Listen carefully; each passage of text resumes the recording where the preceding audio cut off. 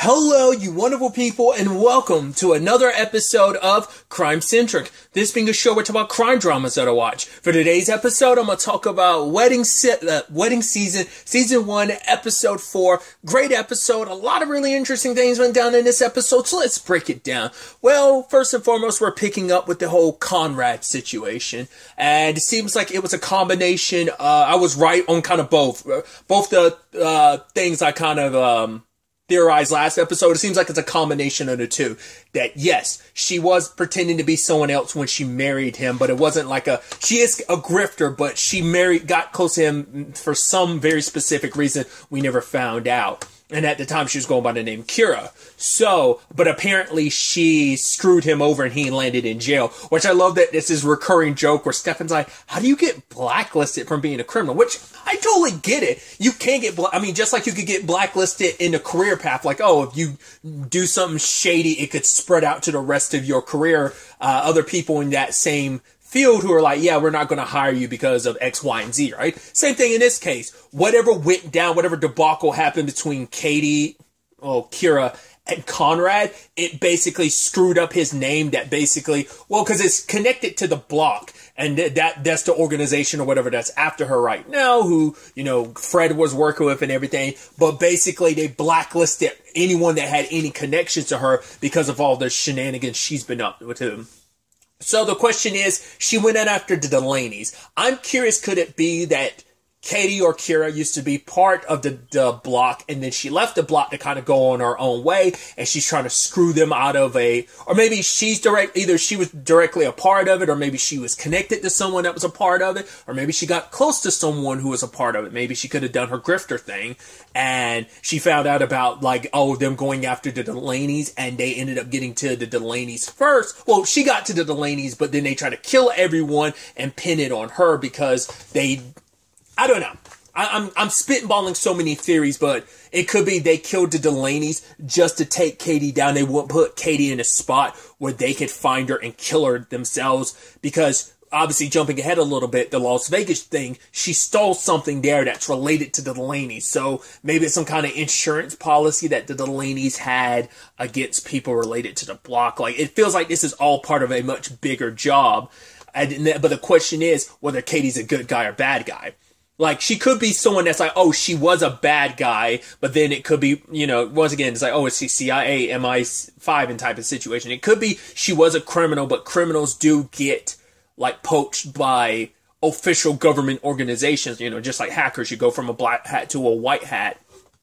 Could be a similar thing of right, we need a criminal to infiltrate the Delaney family and get this evidence so that we could take down the block. Maybe it's just self-preservation of well, they're after me, but also, I'm trying to make a quick buck. I'm trying to pull off the biggest heist and steal a lot of money. So many theories. It is a shame though, considering Stefan found out that, first and foremost, it's been a month and a half since, that flashback in episode 3 where they were at, Zach's wedding. And it's right, they've just been friends since then. So this is the first time they've hung out in that month and a half time frame. He's out with a deal during the whole it's his stag party essentially. And he's kind of worried. It's what if Layla doesn't want to marry me? And it's no, dude, you're super in love. Everything's going to be okay. But the moment he gets a text from Katie, he kind of abandoned that. He's like, yeah, let me get you home, making excuses so he can meet up with her. And they're kind of joking around. It's yeah, let's be friends. But it's yeah, my sister-in-law was supposed to take me to Vegas, and they decided to go to Vegas. So you're okay. Because I was thinking, because we know in the first episode they threw out the fact is right, you were in the U.S. together. So I thought was he just happening to be there and she happened to be there, or was it a situation he followed her there, especially because of last episode? But I thought after last episode I'd assume he wouldn't do any more stalking, but it's let's face it, it is stalking because he found out where she was going to be and made sure to follow her there. So.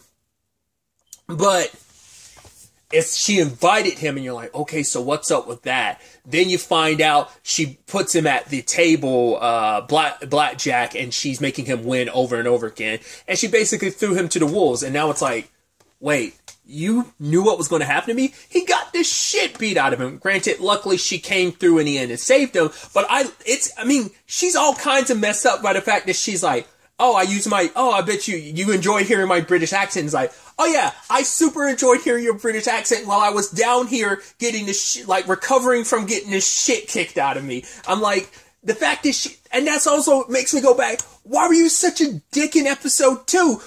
I have every reason to be a dick to you, but you have no reason to be a dick to me all the times you've used me?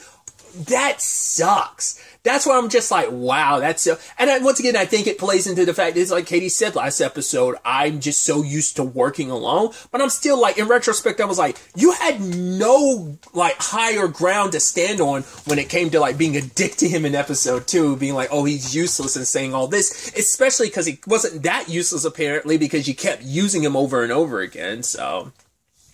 But this is all coming about because Conrad, he went to the nightclub because the block came after him because it's like, hey, you are married to Katie or Kira and you might know where she is. They start yanking out teeth. Luckily, he killed the guy, but it's like, cool. I was not already in the criminal world. I wasn't in the best standing. Now that I've killed one of the members of the block, I'm super fucked now. So if I hand you over, which even if you did that, they would kill you afterwards. You're a witness. They can't have any witnesses. I mean, hell, they killed Fred, so.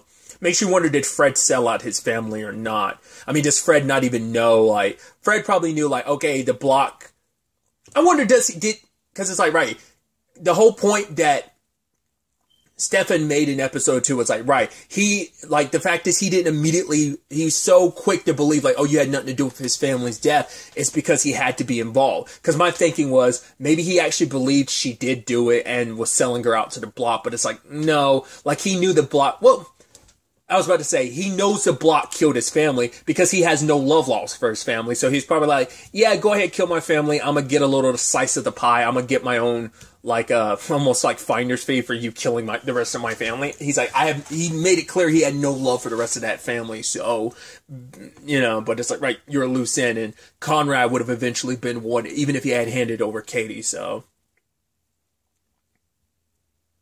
And that's the sad thing, too. It's just like, right, how am I supposed to trust you? And she kind of scoffs and she's like, you're the one that want to marry me. I'm like, I don't think this is a time to kind of throw that in his face. But it is, and that's something inside of Stefan that he has to fix. The fact is that, when they ended up going to, like, they ran from security because security found out about, that they were kind of potentially in on this together because that guy found pieces of, Katie's dress at where she ended up taking that flash driver that from that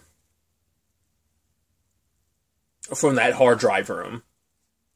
So they end up getting married by a Prince impersonator, and it is this beautiful thing. And I thought this was kind of interesting. And once again, it kind of plays into Stefan. Is the fact is that he's like, yeah, I always wanted to get married. And that's why, like, every girl I've ever been in a relationship with, I wanted to, like, it's just kind of an endless rotation of, like, cool, whatever girl, like, I just want to get married. Like, it kind of doesn't matter what girl is in that spot. But then he's like, until I met you, I don't want to just marry you just because I want to marry you. It's because you're someone I want to spend all my time with.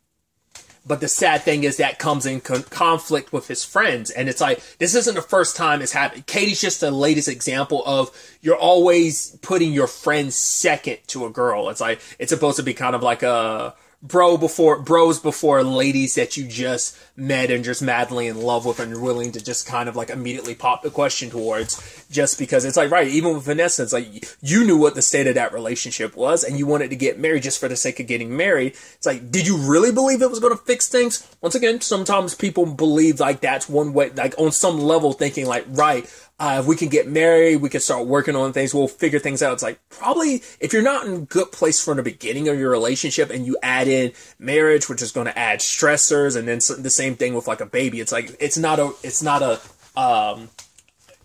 solution to your, like, whatever issues you might be having, so. And Layla kind of calls him out when he finally gets his phone charged. And they're like, we hadn't heard from you. We thought you were dead in the ditch. Like, I know it was like so worried about you. And this turns out to be where you were the entire time. You ran off with some girl to Vegas. And he had, like, once again, they had every right to be pissed at him for that whole situation. And I think it did kind of put things in perspective for him. I mean, once again, this is still a month before Katie's wedding. He still ended up trying to, a month later, still ends up trying to get Katie at her wedding. So who knows what their interactions look like in between that month time frame. But also, here you are yet again. At any point in time, you probably could have turned around and left, but you didn't. And you just kept getting yourself deeper and deeper in this. Katie ended up freeing herself and ended up running away. She did legitimately call the cops, but the cops were already on their way, which we'll get to Metz and Donahue in a second. But poor Conrad, he was like, well, man, I kind of feel for you. He's like, honestly, well, until Hugo died, but you and me, we're actually in the same boat. We're the only two people in the world that knows what it's like to be betrayed by her. He's like, yeah, I mean, truth be told is, we would have so much to talk about over beers, but I'm going to have to kill you. And he's like, oh, and it's like, come on, please, you don't have to do this. Once again, luckily the cops showed up when they did. And I do believe Katie, it is a self-preservation thing, but I think she legitimately does feel bad. I mean, that might be the biggest reasons why she dragged him into this in the beginning. I mean, once again, maybe it could be, okay, if I can drag you into this, maybe because you're the only person for whatever reason, maybe it might be a thing of, from the beginning, she wanted to use him. It's like, right, you've always been someone I could use, but also, because I know you're so in love with me, you would believe me, and I could use you to try and find out who's after me and who set me up. So maybe from the beginning, he was just a means to an end, but now she's starting to feel bad because she did enjoy their time together. That's why she kept wrapping him up deeper and deeper, because yes, he was a means to an end that she knew she could always play that card and draw him back in at any point in time. But I think even in this moment, she does feel bad. It's like, right, your life is only like this because I dragged you into it. Yes, you were following me and stuff like that, but I still strung you along. Like, even if I try to be like, no, that's it, I still made an effort to reach out to you when I needed you. So I think she does legitimately feel bad about it. Because Metz and Donahue say, because they're like, right, Katie, this and that. He's like, yeah, I'm not going to front. She's not a good person, but I don't think she's a mass murderer. And I don't think she did it either, but she happened to buy all the tools necessary to mix together to cause a heart failure situation in all the people who died, which the ME did a, exam, and that's how everyone died, was from heart failure. So it's coincidental. There might have been extenuating circumstances why she bought the ingredients she did for that, but she didn't kill that family. She just it severely looks like she did, but I believe wholeheartedly, like, she didn't do it. Yeah, once again, she might be like a grifting criminal, but, just because you're a grifter doesn't make you a killer, Those are, I mean, unless you're like backed into a wall type of thing. And I think her grift was still going strong, considering the fact is that, I mean, we'll probably won't know until we get closer to like the wedding day, like from her perspective. And maybe like at the last minute, someone in the family found out and it's like, all right, we're going to let this sham go on or whatever. I don't know. Because once again, she did change the prenup, so maybe that's going to be ammunition against her, because it's like, oh yeah, this prenup says like if anything happens to them, she gets everything, so it's probably going to look bad for her. So she might be not doing this just for herself. Like, I think she has to be working with either, like, she says she works on her own, but maybe she's trying to help someone else out of a tight spot. Once again, maybe it's just a self-preservation thing of, oh, I want money, or maybe someone hired her to do this. Who knows? But speaking of the Metz and Delaney, I keep bouncing between those two names, Donahue situation, I love that they woke up in the motel together and him going over and sniffing her pillow. And she's like, are you sniffing my pillow? And he's like, what? No, I was like, oh God, I was like, this is the most, but then she's like, well, I was going to do the same thing when you went up to get a shower. She's like, it's okay to be obsessed with me. I was like, oh, that's interesting. Once again, direct parallels between that partnership and the whole Katie and, Stefan thing. But other than that, I still don't think that's going to work out the way Donahue thinks it is. He's like, oh, like, because they're both like snuggling and kissing, and it's like, oh, like things are going to be good. It's like, yeah, but that workplace relationship, and I mean, I think you could both of them could lose their jobs, because I think I don't know about it. I really don't know, like, how, because I would assume there's rules against like fraternizing with like employees. I mean, I don't know. Like, obviously, people in the same workplace can end up together regardless. But police, and detectives, I don't know if that's going to be a conflict of interest or not. I mean, I guess it just depends on the workplace, because some places will straight up be like, no workplace romances. We don't want to complicate things. And maybe being detectives, that could still, like, play in their field. But yeah. Katie, we see her kind of taking off on the end. But like I said, when Stefan got arrested, it's like, right, he's okay, he's not dead. She was going to come back for him. She did call cops, and she did check back on him, but she couldn't show up, because if she did, she'd be arrested. And once again, even if she didn't do anything, she would probably, like, be put in jail, at least, until court and stuff like that. And most likely what it would end up happening, she'd end up dying, because the block would probably get to her in prison before she actually saw, like, a day in court, maybe. So it's definitely going to be interesting to see where all of this ends up taking us going forward into the next episode. But really, that's all I want to talk about. Till the next time we meet, be happy, be safe, live life to the fullest, and enjoy it. Good day, and goodbye.